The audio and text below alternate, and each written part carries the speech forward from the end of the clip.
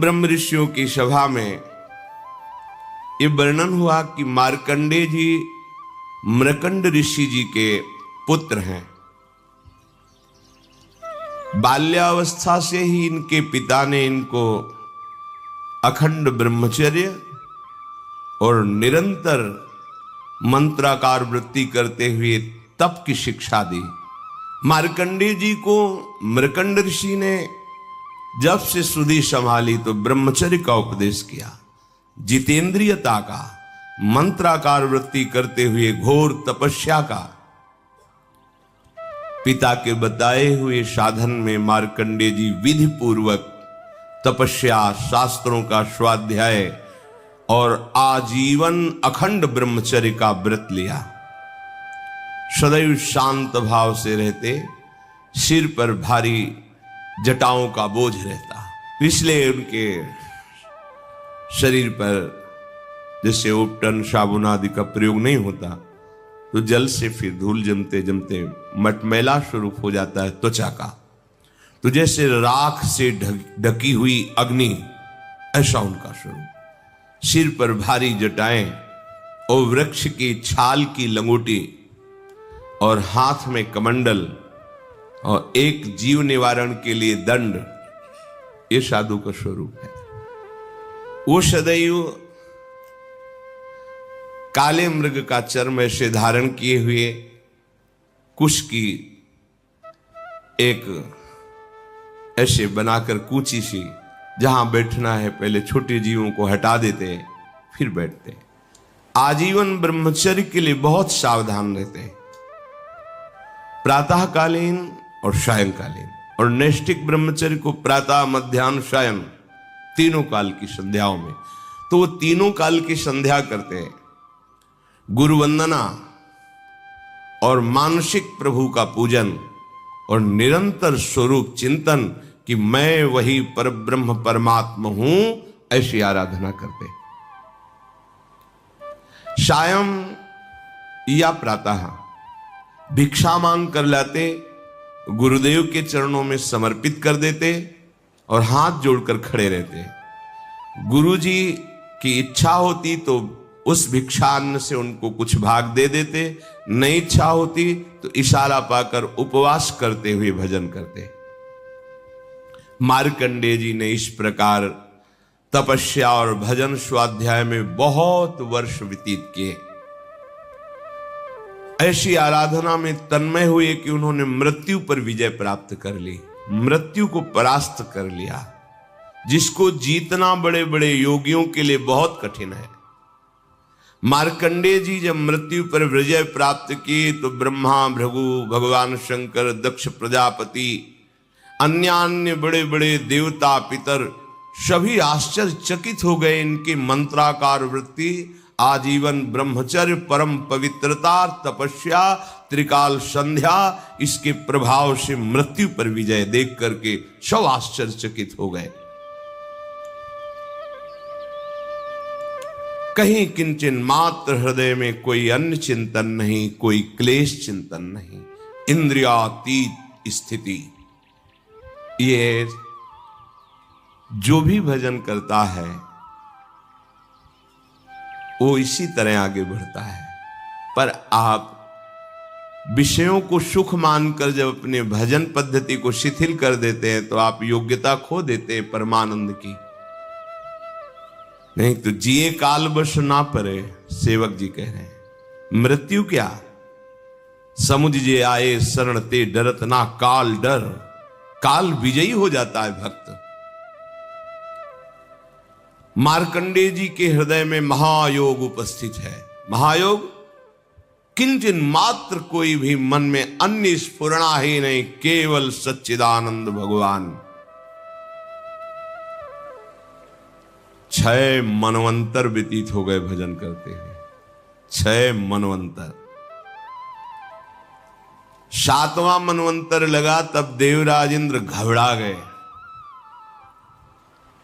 और उन्होंने सभा बुलाई और कहा किसी भी तरह मार्कंडेय ऋषि को चंचल करो, इनकी साधना भ्रष्ट करो। डर रहता है अपनी कुर्सी का, इंद्र पद का, कि कहीं ये चला ना जाए। और उनको ये पता नहीं कि महानुभाव ऐसी स्थिति में होते कि ब्रह्मा का पद भी इनके लिए कोई महत्व तो नहीं रखता, फिर देवराज इंद्र पद का क्या। पर पद के भोक्ता जनों को ये भय लगता है कि कहीं ये तपस्या करके मेरे पद को न छीन ले। तपस्या में विघ्न डालने के लिए सभा बैठा ली और सभा में निश्चय किया गया कि त्रिलोक विजयी कामदेव, अप्सरा, मलय, बसंत, ये सब जाएं और मार्कंडेय जी की एकाग्रता में विघ्न डालें, उनके अंदर काम प्रकट करें। साथ में लोभ और अहंकार को भी भेजा, तुम भी अपना प्रभाव दिखाओ, क्योंकि बिना अहम के भोक्ता भाव नहीं आता और बिना भोग सुख के लोभ के वृत्ति चंचल नहीं होती। इसलिए लोभ और अहंकार को भी आदेश किया। ये सब मूर्तिमान होकर वहां रहते थे। उनकी आज्ञा के अनुसार जहां मार्कंडेय जी भजन कर रहे थे गए, हिमालय के उत्तर की ओर है, पुष्पभद्रा नामक नदी के तट पर, वहां एक चित्रा नाम की विशाल शिला है, उसी में मार्कंडेय जी वास करते थे। बड़ा ही सुंदर मनोहर वृक्षों से युक्त, वृक्षों के झुरमुट में स्थान स्थान पर पुण्यात्मा अन्य ऋषिगण भी निवास करते थे। मृदु पवित्र निर्मल जलाशयों से भरा हुआ, कहीं मतवाले भौरे गुंजार कर रहे हैं, कहीं कोकिला पंचम स्वर में कूक रही है, कहीं मतवाले मोर पंख फैलाकर नृत्य कर रहे हैं, कहीं मतवाले पक्षियों का झुंड कलरव कर रहा है। ऐसे परम पवित्र शांत मार्कंडेय मुनि के आश्रम में इंद्र के द्वारा भेजे हुए पहले वायुदेव ने अपना प्रभाव दिखाया। पुष्पों का सौरभ लेकर मंद मंद वायु, सुगंधित वायु, उन्माद प्रकट करने वाली आश्रम में चली। शीतल झरनों की नन्ही नन्ही फुइयां और पुष्पों का सुंदर पराग और सौरभ लेकर पहले वायु ने अपना प्रभाव दिखाया। वो वायु कामदेव को उत्तेजित करने वाली थी। अब कामदेव के सखा बसंत ने अपना प्रभाव प्रारंभ किया। संपूर्ण सुहावना मौसम, संध्या का समय था। भगवान चंद्रदेव उदित होकर के अपनी शीतल किरणों का विस्तार कर रहे थे। शास्त्र शास्त्र लताएं वृक्षों का आलिंगन की हुई धरती पर झुक रही थी। नई नई कोपलें, सुंदर सुंदर रसीले फल, फूलों के गुच्छे ऐसे शोभायमान हो रहे थे। बसंत का साम्राज्य संपूर्ण वन को बहुत ही सुंदर कर दिया। अब कामदेव ने प्रवेश किया। उनके साथ विशेष गायन के द्वारा मोहित करने वाले गंधर्व और ऐसा ताल से संगीत बजाने वाले जिससे उन्मत्तता चढ़ जाए, और स्वर्गीय अप्सराएं, और उनके बीच में 5 बाण संधान करने वाला कामदेव, हाथों में पुष्पों का धनुष और 5 बाण। मार्कंडेय जी भगवान के चिंतन में तन्मय थे। उनके नेत्र बंद थे, पर तेज ऐसा था मानो जाज्वल्यमान अग्नि की ज्वाला ही विराजमान हो। एक बार देखकर पूरा परिकर काम का भयभीत हो गया कि कहीं कोई ऐसी त्रुटि हो गई तो भस्म ही कर देंगे। इनको तो पराजित करना देख के ही लगता है बहुत कठिन है।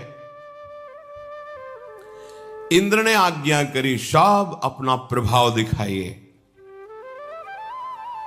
बहुत ही मनोमोहक उन्माद पैदा करने वाला संगीत बजने लगा। गंधर्वगण मन को लुभायमान करने वाले गान करने लगे और अप्सराएं नृत्य करने लगी। मृदंग, वीणा, ढोल आदि मनोहर स्वर में बजने लगे। कामदेव ने क्रोधित होकर पुष्प निर्मित धनुष पर 5 बाण चढ़ाए। शोषण, दीपन, सम्मोहन, तापन, उन्मादन। जब काम का पहला बाण चलता है तो एक शरीर में विशेष प्रकार की ऐंठन प्रकट होती है, वेदना उद्दीपित होती, दीपन भोग की इच्छा प्रकट होना, सम्मोहन अब इच्छा दृढ़ इच्छा के रूप में प्रकट, अब वो विचार शून्य हो गया, तापन ऐसी आग लगी कि उन्मादन उन्माद चढ़ गया, अब वो रुक नहीं सकता। कोवा मदांधो मदना तुरोवा, ये पांचों बार अपना संधान करके कामदेव ने महर्षि मार्कंडेय जी पर निशाना लगाया। इधर अप्सराएं, गंधर्व, बसंत, लोभ, अहंकार ये उनके मन पर अपना प्रभाव दिखाना प्रारंभ किए।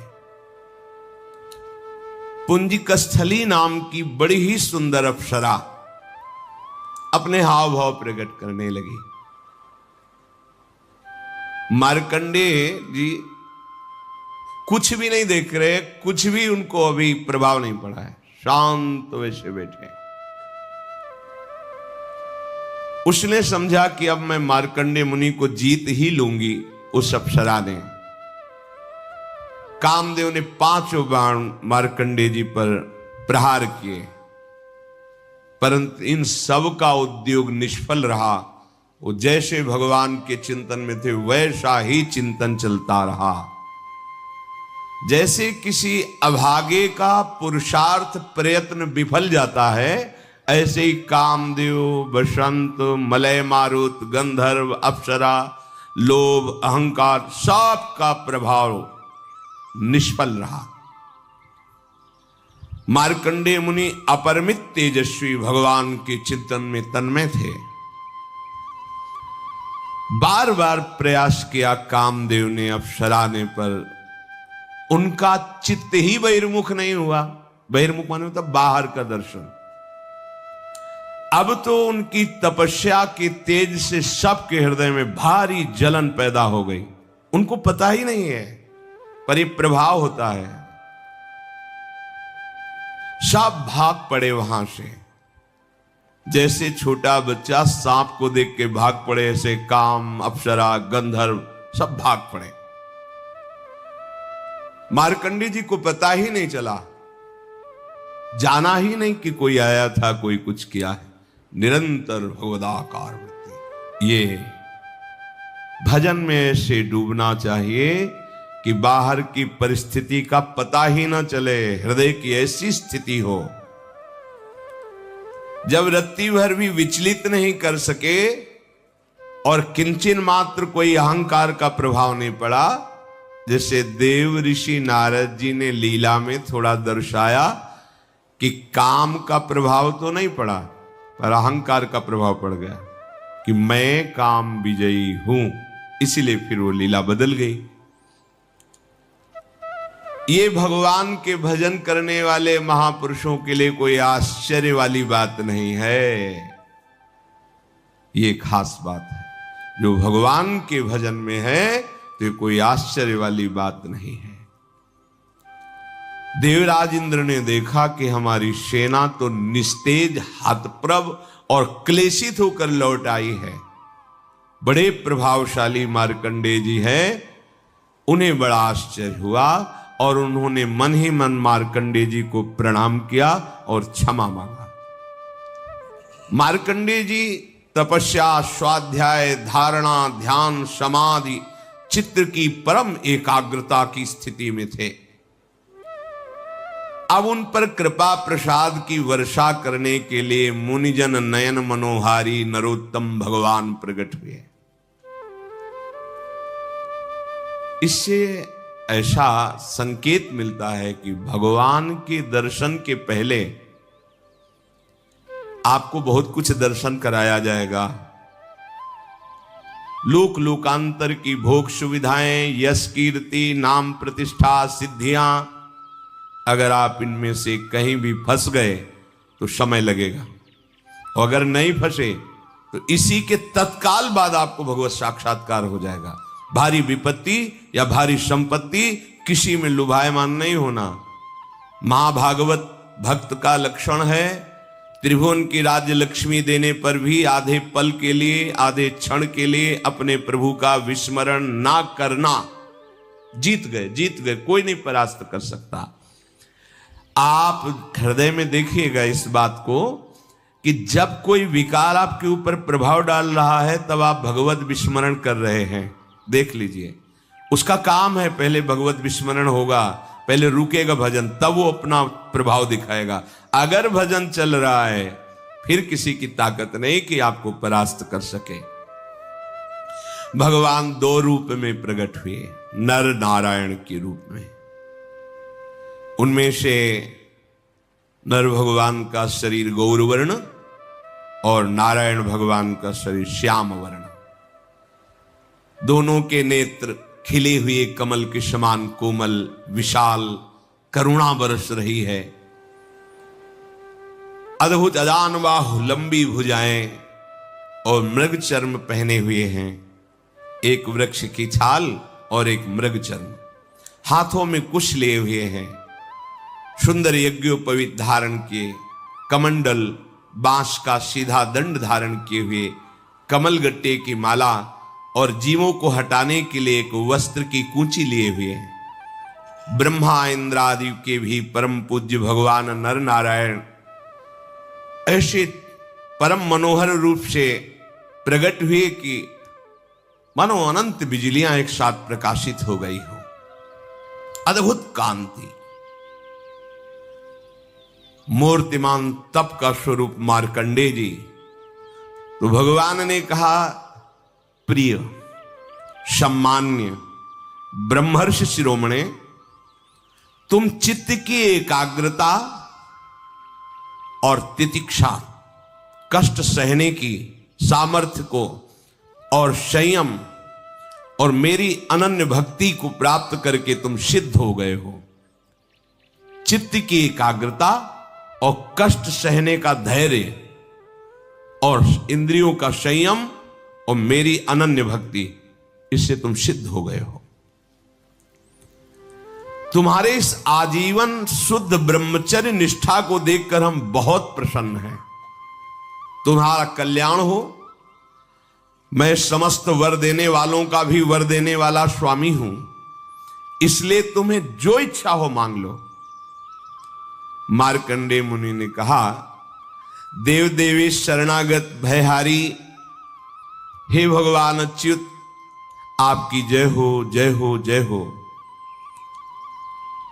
हमने तो आपका जो साक्षात्कार पाया, दर्शन पाया, यही दुर्लभ वस्तु हमारे हृदय में थी कि हमें कब प्रभु के दर्शन मिलेंगे। प्रभु, अब हमारे हृदय में कोई इच्छा नहीं रही। आप चाहते हैं कि मैं आपसे मांगूं, तो फिर आपकी आज्ञा का पालन करना चाहिए। तो प्रभु, मैं ये देखना चाहता हूं कि आपकी माया क्या है, संपूर्ण माया को देखना चाहता हूं। ये माया चराचर जगत को कैसे भ्रम में फंसाए हुए है, ये मैं देखना चाहता हूं। इससे आपकी आज्ञा का पालन भी हो जाएगा। मार्कंडेय जी ने जब ऐसा कहा तो भगवान हंस पड़े, क्योंकि जब कोई मिला है तो यही मांगा है कि कभी माया अब हमें फंसाए ना, हमारे सामने ना आवे। और मार्कंडेय जी कह रहे, मैं देखना चाहता हूं क्या है आपकी माया, क्योंकि बचपन से भजन में लगे हैं, माया का कोई प्रभाव ही नहीं। तो क्या है आपकी माया, मैं देखना चाहता हूं। भगवान हंसते हुए कहा, ठीक है, ठीक है, ऐसा ही होगा, तुम देख पाओगे मेरी माया को।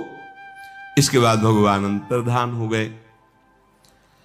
मार्कंडेय जी अपने आश्रम में रहकर इस बात का चिंतन कर रहे हैं कि भगवान कह रहे थे माया दिखाएंगे, अभी तक तो दिखाया नहीं। मार्कंडेय जी की जिधर दृष्टि जाती, चाहे सूर्य में, चंद्रमा में, अग्नि में, जल में, पृथ्वी में, वायु में, आकाश में या अंतःकरण में, अब उनको सब जगह भगवान ही भगवान दिखाई देते हैं। जित देखूं तित श्याममयी है। तो माया कैसे दिखाई दे? ऐसे हृदय में कहीं माया प्रवेश करती है? कभी कभी उनकी प्रेम ऐसी दशा हो जाती है, अश्रु प्रवाह करते हुए जोर जोर से भगवान को पुकारते, इतना प्रेम में डूब जाते कि अब आगे की दिनचर्या क्या है होश ही नहीं, क्या करना है कैसे करना है कुछ सुधी नहीं। पर एक बात अंदर बनी रहती कि भगवान से कहा था माया दिखा दो, कह रहे थे कि ठीक है ऐसा ही हो, अंतर्धान हो गए। एक दिन की बात है कि वो पुष्पभद्रा नदी के तट पर आसन पर बैठे हुए भगवान का चिंतन कर रहे थे। उसी समय उन्होंने देखा बड़ी भयंकर आंधी आ रही है और बहुत ही गर्जना पूर्वक वो वायु बढ़ रही आंधी। इतने में ही देखा विकराल बादल आ गए, बिजली कड़क रही है और रथ के धुरे के समान मोटी मोटी धार जल की वर्षा हो रही। फिर मार्कंडेय जी ने देखा चारों समुद्र उफान में हो गए, पृथ्वी को निगलते हुए बढ़ते चले आ रहे हैं। आंधी के वेग से समुद्र में बड़ी बड़ी तरंगे, बड़े भयंकर भंवर और ऐसी जल की भयंकर ध्वनि की कान फाड़े डाल रही, और विशाल विशाल बड़े बड़े मगरमच्छ मुंह खोले उस जल पे ऐसे। उस समय बाहर भीतर चारों ओर जल ही जल हो गया, पूरी सृष्टि जल में डूब गई। कहीं ना पृथ्वी, न स्वर्ग, न ऊपर न नीचे, कुछ नहीं, केवल जल ही जल और भयंकर बिजली की कड़कड़ाहट और वेग भरी आंधी। मार्कंडेय जी घबरा गए। जल प्रलय वाले स्वरूप में, जैसे महाप्रलय में जल की स्थिति होती, उद्भिद स्वेदा जंड जरायु सब प्राणी जल में डूब गए। मार्कंडेय जी भयभीत उदास हो गए।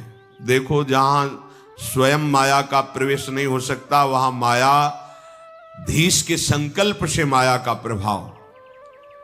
अब प्रलय समुद्र की भयंकर लहरें आंधी के वेग से जलराशि से बहुत ऊंचे तक उछल रही है। प्रलय कालीन बादल बरसते ही जा रहे हैं। दीप वर्ष पर्वतों के साथ सारी पृथ्वी समा गई, जल ही जल। पृथ्वी, अंतरिक्ष, स्वर्ग, ज्योतिर्मंडल, ग्रह, नक्षत्र, तारा, दिशाएं, तीनों लोक जल में। बस उस समय केवल महामुनि मार्कंडेय जी बचे हुए हैं, अपने आसन पर बैठे हुए, सब जल ही जल। अब भागे कि कहां जाऊं, ये तो बहुत बड़ी तरंगे समुद्र की हमको भी डुबा देंगी। आसन जो ही छोड़ा प्राण बचाने के लिए भागे, तरंगों ने उनको घसीट लिया जल में। अब बड़े बड़े मगरमच्छ टूट पड़े मार्कंडेय जी के ऊपर, बड़े बड़े तिमिंगल मच्छ उनको लील रह गए। हवा का झोंका, थपेड़े फिर उलट गए, जल में आ गए, फिर भटक रहे, बेहोश हो रहे, थक रहे हैं। तरंगों में कभी आकाश के समान उछलते, कभी नीचे चले जाते हैं। भयानक दुख। जल के जितने भयानक जंतु, कोई निगल जाता है, कोई उगल रहा है, कोई घसीट रहा है उनको, कोई नोच रहा है, कभी किसी का शिकार बन जाते हैं। बहुत शोकग्रस्त, मोहग्रस्त, दुख ही दुख, अपार दुख, कहीं इतनी शांति नहीं, कोई विचार नहीं, बस हाहाकार मचा हुआ है। कभी देखा मैं मर गया, कभी देखा फिर पैदा हो गया, कभी देखा भयंकर रोग। मार्कंडेय मुनि अब भगवान की भी याद नहीं कर पा रहे, इतनी थपेड़े, इतना भयंकर दुख। यही है, भटकते भटकते जलराशि में सैकड़ों, हजारों नहीं, लाखों करोड़ों वर्ष व्यतीत हो गए। मार्कंडेय मुनि प्रलय के जल में सैकड़ों, हजारों, करोड़ों वर्ष व्याकुल हुए, ऐसा व्याकुल हुए अब क्या होगा। तो देखा उस जलराशि में एक टीला है छोटा सा, और उसमें एक बरगद का पेड़ है, और उसके हरे हरे पत्ते और लाल लाल फल शोभायमान हैं। बरगद के पेड़ में ईशान कोण पर एक डाल है, उसमें एक पत्तों का सुंदर दोना है, और उस दोने पर एक नन्हा सा शिशु लेटा हुआ है। उसके शरीर से ऐसी उज्जवल छटा छिटक रही है जिससे आसपास का अंधकार दूर हो रहा है।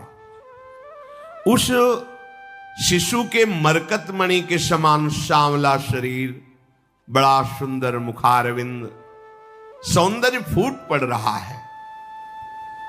गर्दन शंख के समान उतार चढ़ाव वाली चौड़ी छाती, सुंदर नाक, मनोहर भौहें, काली घुंघराली अलकें और श्वास लेने पर हिलती हुई अलकें।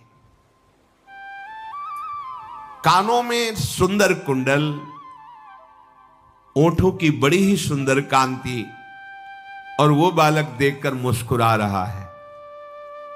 करारविंदेन पदारविंदम मुखारविंदे विनिवेशयंतम वटस्य पत्रस्य पुटे शयानम बालम मुकुंदम मनसा स्मरामि। भगवान बाल मुकुंद देखकर मार्कंडेय जी के घबराहट को मुस्कुरा रहे हैं, और इस मुस्कुराहट से बड़ा सुख मिला मार्कंडेय जी को। बड़ी गंभीर नाभि, छोटा सा पेट, पीपल के पत्ते की तरह चिकना, श्वास लेने पर बल पड़ जाता है पेट पर। नन्हे नन्हे सुंदर छोटे हाथ, छोटी छोटी अंगुलियां, और वो प्रभु अपने कर कमल से, दोनों कर कमल से दाहिने चरण कमल को पकड़ के उसका अंगूठा मुख में डाल के चूस रहे हैं। बाल गोविंद करारविंदेन पदारविंदम मुखारविंदे विनिवेशयंतम। मार्कंडेय मुनि ये दर्शन पाकर, जो अभी तक प्रलय की थपेड़ों में, जल के जंतुओं में क्लेश पा रहे थे, थोड़ा शांति मिली, थोड़ी थकावट मिटी, आनंद हुआ, हृदय प्रसन्नता की तरफ बढ़ा। अब मन में सोचने लगे कि ये बालक इतनी प्रलयकालीन जलराशि में बट वृक्ष के पत्ते के दोने में कैसे विराजमान है। तो सोचा चलो तैर कर इसके समीप चलते हैं, इससे कुछ पूछते हैं। तो अभी समीप पहुंच ही नहीं पाए थे कि शिशु ने ऐसा श्वास लिया कि मार्कंडेय जी उनके श्वास के साथ पेट में चले गए। जैसे अपने लोग लंबी सांस लें, कोई मच्छर आ जाए तो फिर सीधे ही चला जाएगा, ऐसे ही मार्कंडेय जी अंदर चले गए पेट में। और पेट में जाके देखा तो फिर वही आश्रम, उसी आसन पे बैठे, फिर वही प्रलय की जल राशि, वही वर्षा पेट के अंदर। अब विचित्र दृश्य देखकर आश्चर्यचकित हो गए। वो विचार नहीं कर पा रहे कि बाहर वाला दृश्य और अंदर वाला दृश्य क्या है। वही अंतरिक्ष, ज्योतिर्मंडल, पर्वत, समुद्र, द्वीप, वर्ष, दिशाएं, देवता, दैत्य, वन, देश, नदियां, नगर, खाने, ये सब का सब भगवान के उदर में देखा। मैया को भी दिखाया था। लालजू महाराज से कहते, दाऊ दादा ने कहता ने मिट्टी खाई, मुख खोल, छड़ी लगे, खोल मुख। मैंने नहीं खाई। वो खोल तो सोच रहे काहे को मुंह खोले, मैया डर जाएगी। दिखा, अनंत ब्रह्मांड भगवान की। कहां तक कहे, संपूर्ण विश्व अंदर पेट में परम सत्य दिखाई दे रहा है मार्कंडेय जी को। फिर दिखाई दिया कि हिमालय पर्वत, पुष्पभद्रा नदी, तट पर आश्रम, वहां ऋषि, और वहां मैं भी बैठा हूं। वो सोच रहे कि सत्य क्या है, बाहर वाला आश्रम, प्रलय की जलराशि, या अंदर, ये सब ऐसा सोच ही रहे थे कि फिर श्वास बाहर छोड़ी तो फिर उसी प्रलय वाले जल में बाहर आ गए। फिर वही बड़े बड़े मगरमच्छ उनको बाहर से देखा तो फिर वही वृक्ष टीले पर दिखाई दे रहा है। और उस बालक की मंद मुस्कान, प्रेम भरी चितवन। मार्कंडेय जी इंद्रियातीत भगवान की इस मायामय वैभव को देखकर बहुत घबरा रहे। सोचा अब इस बालक को ही हृदय से ऐसे पकड़ लेंगे, क्योंकि इसके दर्शन से सुख मिलता है। तो मुझे ये जो भय प्राप्त हो रहा है हट जाएगा। भगवान केवल योगियों के नहीं, स्वयं योग के भी स्वामी हैं। सबके हृदय में भगवान छुपे हुए हैं। कोई भजन करके ही उनको ढूंढ लेता है, बाहर नहीं, हृदय में भगवान है। मार्कंडेय मुनि प्रयास करने लगे भगवान के समीप पहुंचने का पुनः, तो भगवान अंतर्धान हो गए। न वो टीला है, न वो वृक्ष है, न वो बालक है, वही जलराशि। जैसे अभागे पुरुष का प्रयास असफल हो जाता है, ऐसे मार्कंडेय जी का ये प्रयास कि भगवान का आलिंगन कर लूं, हृदय से लगा लूं, निष्फल हो गए। तत्काल इतनी घबराहट पैदा हुई, पुकारा, हे हरि मेरी रक्षा करो, मुझे बचाओ। आंख खोला तो देखा एक बूंद पानी नहीं, आश्रम में कुछ आसन पे बैठे हैं, कुछ नहीं। कल्पों व्यतीत हो गए, कुछ नहीं, अभी तो आसन से भी नहीं उठे हैं, एक बूंद पानी नहीं। कोई कपड़ा ऐसे भी देख रहे हैं कि कहीं कुछ गीला, कुछ नहीं। यह है भगवान की माया। इसी को भगवान शिव कह रहे, उमा कहूं मैं अनुभव अपना, अपना अनुभव कह रहा हूं। सत हरि भजन जगत सब सपना। मार्कंडेय जी को माया ने क्या दिखा दिया? महाप्रलय, और पानी एक बूंद नहीं, सत्य एक भी नहीं, और दिखा क्या क्या दिया? यही है, यही है। गो गोचर जहां लगू मन जाई, सो सब माया जानो भाई। ये मेरा, ये तेरा, ये अच्छा, ये बुरा, कुछ नहीं। बोध संपन्न भगवान शिव कह रहे, उमा कहूं मैं अनुभव अपना, सत हरि भजन। और ये सब सपना। सपना में क्या होता है? बहुत मारने वाले मिले, बहुत सजाने वाले मिले, बड़ी बाजार मिली, दुकान, परिवार, लड़का बच्चा, और जगह कुछ नहीं। 100 में 100% झूठा, कुछ नहीं। सच्ची मानो, 100 में 100% झूठा, 1% भी सत्य नहीं। सत्य है तो भगवान है, ये नानात्व तो नहीं है। इसीलिए ब्रह्मसूत्र कहते हैं, ब्रह्म सत्यम जगन मिथ्या। मार्कंडेय जी जब देखा कि आश्रम पे खड़े हुए भगवान को बार बार प्रणाम कर, दंडवत शुरू कर, प्रभु प्रभु बस आपसे अब ये मांगता हूं, कभी ये माया मत दिखाना। अच्छे अच्छे को भ्रम, अच्छे अच्छे को भ्रम। एक बार सुदामा जी समुद्र स्नान करने द्वारिकापुरी में द्वारिकाधीश के साथ गए। बोले प्रभु सुनते हैं आपकी माया बड़ी विचित्र है, ये है क्या माया? भगवान ने कहा स्नान कर लेते, फिर आराम से बैठ के बात करेंगे। गए समुद्र में डुबकी लगाई। जो ही डुबकी लगाई तो एक नगर में पहुंच गए। वहां स्वयंवर हो रहा था।